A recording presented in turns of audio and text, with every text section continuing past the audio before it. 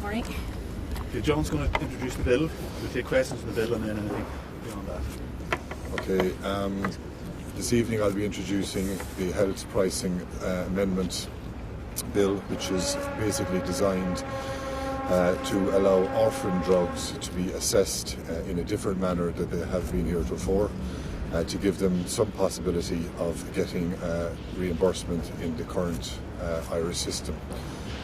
As it stands at the moment, there is no specific allowance for orphan drugs in the current bill, and what I am trying to do is achieve that so that drugs such as Respreza, which was recently reimbursed following the death of two patients, Marion Kelly and Anna Cassidy, drugs like Translarna for Duchenne's muscular dystrophy, drugs like Spinraza, which affects one of Lisa's constituents directly, will have some opportunity to get reimbursed in our system. I will also be highlighting the fact that there are approximately €300 million of savings on biosimilar projects, or biosimilar products, which are currently, we have the lowest uptake in the EU, and I want that 300 million saving, which I'm assured by the HSE will come into place next year. There will be part of that budget ring-fenced for orphan drugs, and we will not have to have the situation where we have patients and their families marching up and down outside Dáil Éireann looking for justice and fair treatment for their particular families, that it will be done in a fair and equitable manner.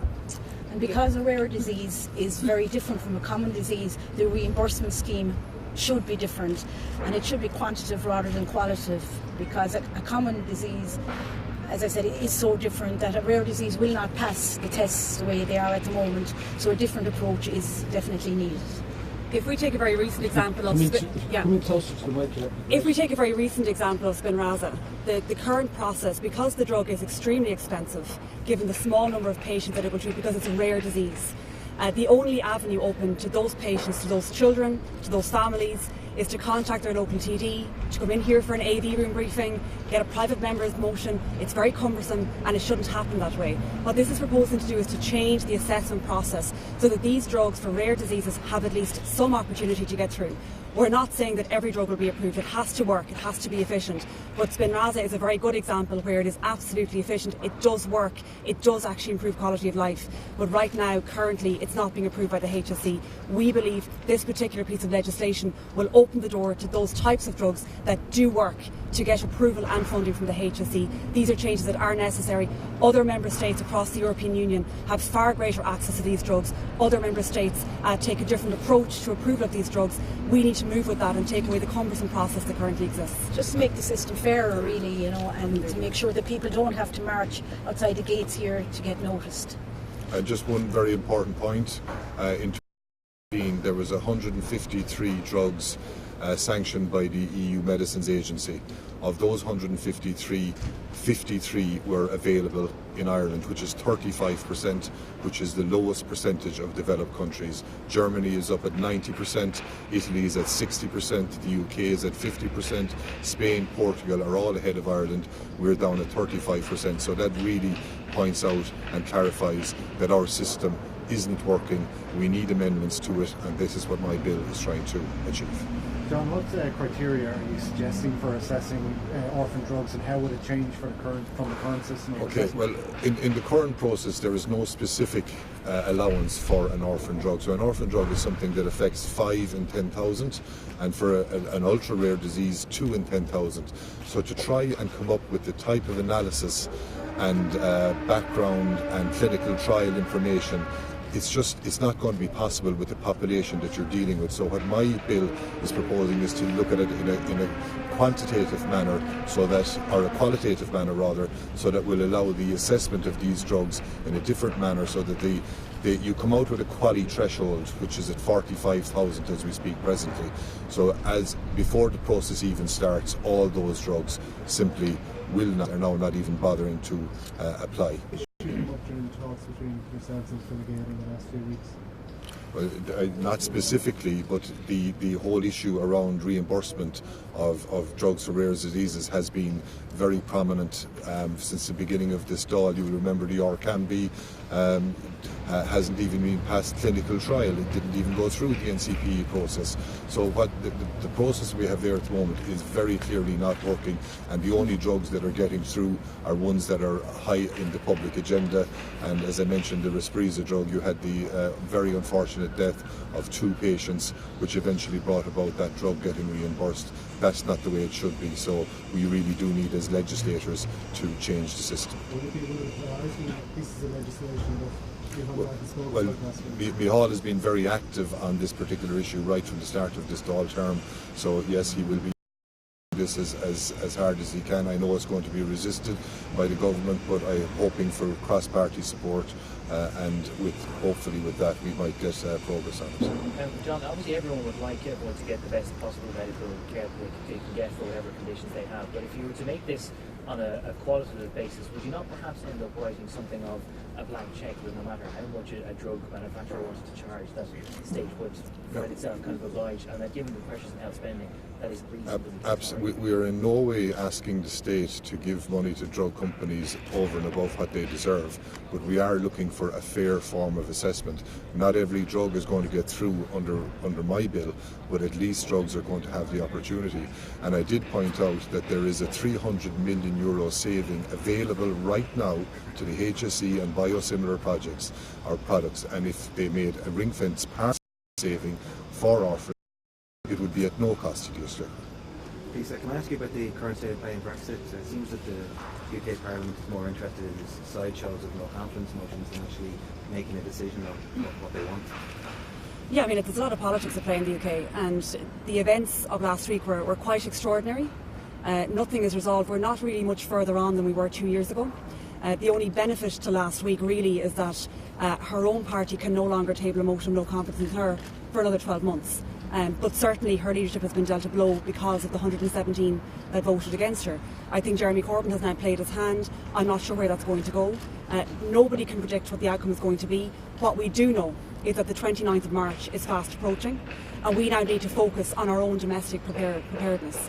Where are we at? What is Plan B? We know for a fact that all of the government's eggs are placed in the basket of getting a deal.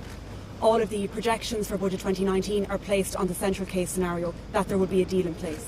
I have written, my party have written to the Business Committee to ask that there be a debate in the House at the earliest opportunity to discuss these issues. I have also requested that the Taoiseach come before the House at the earliest opportunity to outline preparations for all Brexit scenarios in no deal Brexit. I think it's going to be fine because we just know that. So now, government, we need to start at 200 in place. And what is match Plan B? Lisa, just on the Senator Leo Varadkar said you'll have potentially have a second vote in case of a no deal situation. But also said that while government will be publishing something still saying that there's no plans for those positions from the second vote at this point. First of all, I'd say that we absolutely support this island. That is accepted across the Oireachtas. What we do not accept is the failure to outline what buffer and protect our country in case the worst does happen. We all hope that there is a deal in place. We hope the events of last and what we're seeing in recent days show that we cannot rely on the UK Parliament to deliver for this country. So we need to show our citizens that we are prepared for all possible outcomes. And the Taoiseach may dismiss calls from opposition benches. That's all well and good. What are the solutions on the table? What is the planning that's on the table? And that's why we have asked for the Business Committee to facilitate the House in having a debate and the extent of the citizens want details of that planning. This week, well, we wait to hear back from the Business Committee. The Business Committee will meet this week to discuss that. So we are in the hands of the Business Committee. But then throughout Christmas, and there's no time to waste. I think the time has now come to outline to our citizens and to where that planning is.